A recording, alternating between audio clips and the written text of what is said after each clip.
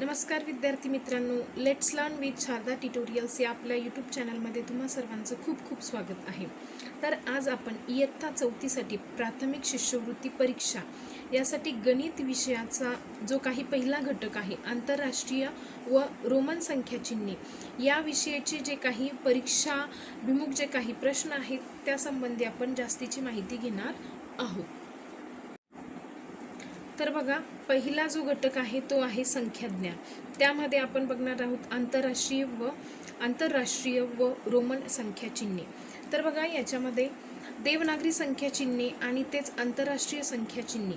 तर देवनागरी संख्याचिन्हे म्हणजे काय, तर जे आपण मराठी अंक लिहितो 0, 1, 2, 3, 4, 5, 6, 7, 8, 9 यांना आपण देवनागरी संख्याचिन्हे असं म्हणत असतो किंवा मराठी अंक असंही आपण म्हणत असतो. तर आंतरराष्ट्रीय संख्याचिन्हे 0, 1, 2, 3, 4, 5, 6, 7, 8, 9 किंवा यालाच आपण इंग्रजी अंक असे म्हणत असतो. तर देवनागरी संख्याचिन्हे आणि आंतरराष्ट्रीय संख्याचिन्हे यावर आधारित आपल्याला नेमके कशा प्रकारे प्रश्न येतात आणि ते आपण कशा प्रकारे सोडवायचे असतात, तर आपण हे स्वाध्याय 1.1 मध्ये आज आपण बघणार आहोत. तर बघा मित्रांनो, प्रश्न क्रमांक ए जो आहे तो बघा अशा पद्धतीने आहे. खालील संख्या आंतरराष्ट्रीय संख्याचिन्हात लिहा. तर बघा, पहिला जो आहे ते आपल्याला देवनागरी संख्याचिन्हामध्ये दिलेला आहे, तोच आपल्याला आंतरराष्ट्रीय संख्याचिन्हामध्ये लिहायचा आहे. तर बघा, 7546 ही जी संख्या आहे ती आंतरराष्ट्रीय संख्याचिन्हात कशी लिहिणार, तर हा जो मराठी अंक जो आहे 7 तो इंग्रजीमध्ये ह्याप्रमाणे लिहितात किंवा मग आपण यापूर्वी अगोदर शिकलेलोच आहोत. तर 7546 हा आंतरराष्ट्रीय संख्याचिन्हामध्ये तो ह्या पद्धतीने लिहत असतात. त्यानंतर जे आहे आपला 4,19,683 ही जी संख्या आहे ती आंतरराष्ट्रीय संख्याचिन्हामध्ये ह्या पद्धतीने लिहत असतात.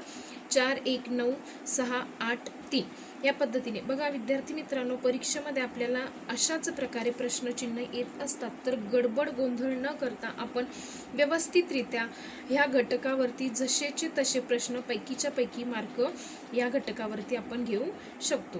तर पुढचा जो प्रश्न आहे प्रश्न क्रमांक 3चा, तर 91,547 ही जी संख्या आहे ती कशा प्रकारे लिहिणार आहेत, तर 91,547 किंवा 91,547 आपण ह्या पद्धतीने लिहू शकतो. तर पुढील प्रश्न जे आहे तर काय आहे तो, तर बघा की 6,08,651 हा जो आंतरराष्ट्रीय जो नंबर आहे किंवा संख्या आहे ही आपण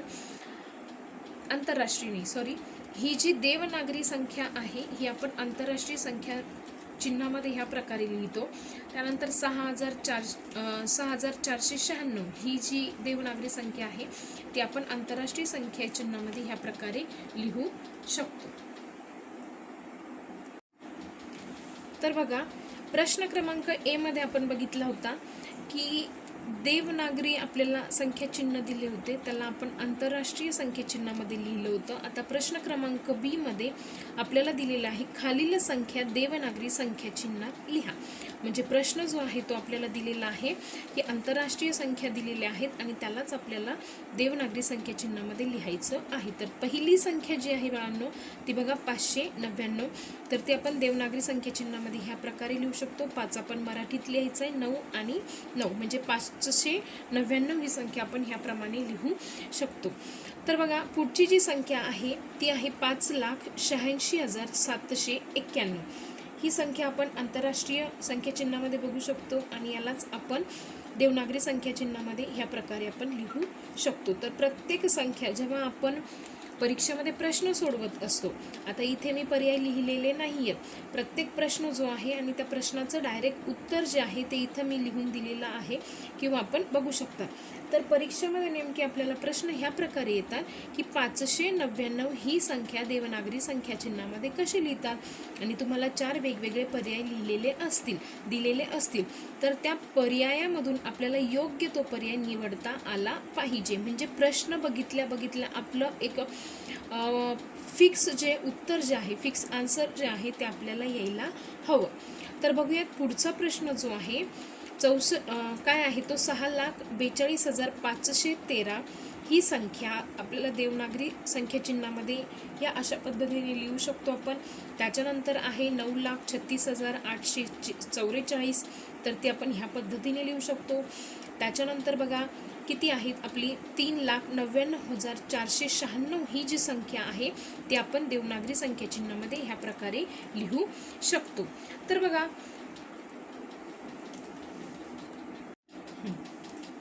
तर पुढचा जो प्रश्न आहे, खालील संख्या आंतरराष्ट्रीय संख्या चिन्हांमध्ये लिहा. तर बघा मित्रांनो, हा जो प्रश्न आहे आपल्याला हा शब्दामध्ये दिलेला आहे किंवा शाब्दिक उदाहरण आहे 11,111.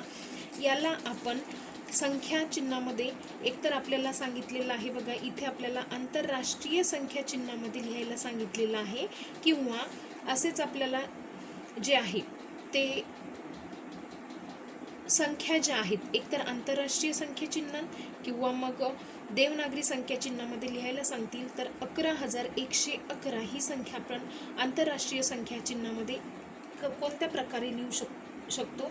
तर 11,111 हे आपलं काय आहे, उत्तर आहे. तर बघा याचं वाचन कशा पद्धतीने करायचं, एकक, दशक, शतक, हजार, 10,000. तर बघा 11,111 ही संख्या आपण आंतरराष्ट्रीय संख्या चिन्हामध्ये ह्या पद्धतीने लिहू शकतो आणि ह्या प्रश्नाचं हे काय आहे, उत्तर आहे. बघा विद्यार्थी मित्रांनो, जेव्हा आपण अभ्यास करतो त्यावेळेला नुसता अभ्यास करून महत्त्वाचं नाही, तर आपण किती वेळामध्ये कोणते प्रश्न सोडवतो, आपण समयसूचकता ठेवतो का, किंवा आपण आपली बुद्धी किती कुशाग्र ठेवतो. बघा दिसायला परीक्षेमध्ये आपल्याला पर्याय हे सर्व सारख्याच पद्धतीने दिसतील. बघा जसं की आपलं उत्तर हे आहे, तर बघा पर्यायामध्ये तुम्हाला ह्या पद्धतीने पण दिसू शकतं. तर ही संख्या कशा पद्धतीने आपण वाचू शकतो, तर बघा एकक, दशक, शतक, हजार, 10,000, लाख. तर बघा 1,10,111 ह्या संख्याचे ह्या पद्धतीने वाचन आपण करू शकतो. तर नजर चुकीने आपला जर का ह्या शून्य बघितला गेला नाही तर आपलं उत्तर हे चुकू शकतं. तर 11,111 याऐवजी आपण 1,10,111 किंवा असं वेगवेगळ्या पद्धतीने आणखी सांगायचं झालं तर असे विविध प्रकारचे काय येतील आपल्याला ऑप्शन येत असतील. तर हा एक, तर बघा एकक, दशक, शतक, हजार, 10,000, लाख. 1,11,111 ह्या संख्येचं वाचन ह्या पद्धतीने करू शकतो. आणि आपण जर का गडबडीमध्ये जर का वेगळ्या उत्तराला जर का टिक केलं किंवा गोल केलं तर आपला 1 मार्क इथे जाऊ शकतो. त्यामुळे आपण जेव्हा संख्येचं वाचन करतो त्यावेळेला ते खूप काळजीपूर्वक करणं किंवा मग जे सर्व पर्याय जे आहे ते व्यवस्थित बघणं हे खूप गरजेचं आहे. तर पुढील प्रश्न बघा विद्यार्थ्यांनो, बघा 8,89,790 ही संख्या आपण आंतरराष्ट्रीय संख्या चिन्हामध्ये कशी लिहू शकतो. काय सांगितलेलं आहे, 8,89,790. तर बघा आपण ह्या पद्धतीने लिहू शकतो 8,89,790 ह्या पद्धतीने. बघा एकक, दशक, शतक, हजार, 10,000, लाख. बघा 8,89,790 ह्या पद्धतीने आपण या संख्येला आंतरराष्ट्रीय संख्या चिन्हामध्ये लिहू शकतो. तर पुढील प्रश्न आहे 5,07,253 ही संख्या आंतरराष्ट्रीय संख्या चिन्हामध्ये आपण कशी लिहिणार आहोत. तर बघा 5,07,000 दिलेलं आहे. बघा 7,000 दिलेला आहे त्यामुळे इथे शून्य येईल. 7,000 आणि काय आहे तुमचा 253. बघा एकक, दशक, शतक, इथे आपण कॉमा द्यायचा आहे, हजार, 10,000 आणि हा काय आहे लक्ष, म्हणजे 5,07,253. आता पुढील जी संख्या आहे 4,66 आहे. तर 4,066 बघा विद्यार्थ्यांनो की 4,066. बघा याचं वाचन आपण कशा पद्धतीने करू शकतो, एकक, दशक, शतक, हजार, म्हणजे 4,066 ही संख्या आपण ह्या पद्धतीने लिहू शकतो.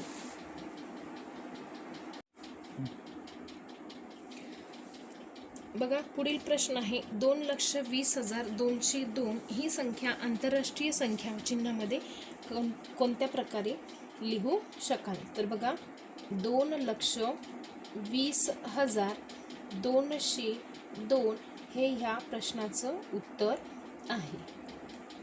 तर बघा आता ह्या संख्या चिन्ह किंवा मग हा जो धडा आहे संख्या घटक की संख्या ज्ञान, ह्या धड्यावर आणखी एक प्रकारे प्रश्न येतो, खालील संख्या आंतरराष्ट्रीय संख्या चिन्हामध्ये लिहा. तर काही क्रिया दिलेल्या असतात, तर त्या क्रियेमध्ये आपल्याला बेरीज, वजाबाकी, गुणाकार, भागाकार किंवा छोट्या पद्धतीच्या ह्या पदावल्या दिलेल्या असतात. तर आपल्याला त्या सोडवून त्या ज्या संख्या आहेत ते जे उत्तर आहे ते प्रश्नात सांगितल्याप्रमाणे एकतर आंतरराष्ट्रीय संख्या चिन्हात कशा प्रकारे लिहितात किंवा देवनागरी संख्या चिन्हामध्ये कशा प्रकारे लिहितात हे ओळखता यायला पाहिजे. तर पुढील 16व्या क्रमांकाचा प्रश्न आहे, 59 अधिक 27 म्हणजे किती? आणि याचं जे उत्तर येईल ते आंतरराष्ट्रीय संख्या चिन्हामध्ये आपल्याला सांगायचं आहे. तर बघूयात. तर अशा पद्धतीचे जे काही प्रश्न आहेत एकतर ते आपल्याला जागेवरती बिना पेनचे सोडवता आले पाहिजे किंवा ज्या विद्यार्थ्यांना आडव्या पद्धतीने सोडवता येईल त्यांनी ते त्या पद्धतीने सोडवायचे आणि ज्यांना असं उभ्या पद्धतीने सोडवता येईल त्यांनी उभ्या पद्धतीची जी काय आहे ती बेरीज करून घ्यायची आहे. 7 आहे बघा. 9 आणि 7 आपले 16 होतात, हातच्याला 1, 5 आणि 1 6 आणि 6 आणि 2 होतात 8. तर आपलं उत्तर आहे 8, 6. तर बघा की आंतरराष्ट्रीय संख्या चिन्हामध्ये ह्या दोघांची जी बेरीज आहे तर ती 86 ती ह्या प्रकारे येते. तर आता पुढील प्रश्न आहे 9 गुणिले 9 याचं उत्तर किती येतं? तर 9 गुणिले 9 हे आंतरराष्ट्रीय संख्या चिन्हामध्ये 81 येतात. 9चा पाडा 9पर्यंत म्हटला 9 9 81. तर बघा पुढील जो प्रश्न आहे 1312 वजा 1213 यांची जी वजाबाकी जी आहे ती आंतरराष्ट्रीय संख्या चिन्हामध्ये आपल्याला विचारलेली आहे. तर बघा 1 3 1 2 म्हणजे 1312 वजा 1213 याचा आपल्याला वजाबाकी करावयाची आहे. तर बघा 2 मधून 3 जात नाही, आपल्याला हातचा घ्यावा लागेल. इथे हातचा घेतल्यानंतर इथे 12 होतील आणि इकडून हातचा गेल्यानंतर इथे 0 राहील. तर बघा 12तून 3 गेले खाली आपले 9 राहतात. इकडे 0तून 1 जात नाही म्हणून आपल्याला परत हातचा घ्यावा लागणार. 3 मधून इकडे हातचा दिल्यानंतर इथे राहतात 2, तर इथे होतील 2 10. तर 10 मधून 1 गेलेत खाली राहतात 9 आणि 2 मधून 2 गेले खाली राहतात 0, 1 मधून 1 गेला खाली राहतात 0. तर आपलं उत्तर येणार आहे 99. तर 99 ही संख्या आंतरराष्ट्रीय संख्या चिन्हामध्ये अशा प्रकारे लिहिल्या जाते. तर पुढील हे एक छानसं असं गणित आहे. 1212 भागिले 12 याचा भागाकार किती असणार आहे तर ते आपण बघूयात. बघा 1212 किंवा 12 12 तर याचा भागाकार कोणत्या पद्धतीने असणार आहे तर बघा 12. तर 12चा पाढा 12पर्यंत म्हणायचा नाही, 12चा पाढा हा 1 पर्यंत म्हणायचा म्हणजे 12 एके 12. 12तून 12 गेली हा 0, तर वरतून खाली घ्यायचं आहे आपल्याला 1. तर 12च्या पाढ्यामध्ये 1 तर येत नाही, मग आपल्याला 2 खाली घ्यावे लागणार आणि 2 जेव्हा आपल्याला खाली घ्यायचे तेव्हा वरती आपल्याला 0 द्यावा लागणार, तेव्हा 2 हा खाली येणार आणि परत 12 एके 12, 12 एके 12, 12तून 12 गेले 0 आणि आपलं उत्तर असेल 101. आपला जो काही भागाकार असेल तो असेल 101. तर पुढील जे उदाहरण आहे 20 क्रमांकाचं, तर एक छोटीशी पदावली दिलेली आहे बघा. पदावलीमध्ये आपल्याला नियमानुसार कंचे भागू बेव ह्या नियमानुसार जावं लागतं. तर ह्या नियमामध्ये आपल्याला अगोदर गुणाकार करून घ्यावा लागणार. तो जो गुणाकार असणार आहे त्या गुणाकारामध्ये आपल्याला 6 ही मिळवावी लागणार आहे. तर बघूयात आपण 6 अधिक 5 गुणिले 3. तर बघा 5 गुणिले 3 आपले येतात 5 त्रिक 15 अधिक आपला हा येणार आहे 6. तर बघा 6 आणि 15 किती होणार आहे आपले 21. तर ह्या पदावलीचं उत्तर आहे आपलं 21. तर अशा पद्धतीने आपण हे विविध प्रकारचे प्रश्न सोडवू शकतो. तर संख्या ज्ञान ह्या घटकावरती आपला जो काही व्यवसाय 1.1 आहे तो आज आपण पूर्ण केलेला आहे. तर यावर आधारित जे आहे आपल्याला जर का अशाच पद्धतीचे आणखी उदाहरणं पाहायची असल्यास तर आपलं let's learn with Sharada tutorials हे ह्या नावाचं टेलिग्राम चॅनल पण आहे. त्या चॅनलवरती आपण PDF स्वरूपाच्या ज्या काही प्रश्नपत्रिका आहेत त्या टाकलेल्या आहेत. तर तुम्ही आपलं टेलिग्राम चॅनलला जाऊन तिथून त्या बघू शकतात आणि अशा विविध प्रकारच्या प्रश्नांचा सराव जो आहे तो तुम्ही करू शकतात. आणि परीक्षेला जर का बघितलं तर ह्याच पद्धतीचे प्रश्न जे आहे इयत्ता 4थी स्कॉलरशिपसाठी येत असतात. धन्यवाद.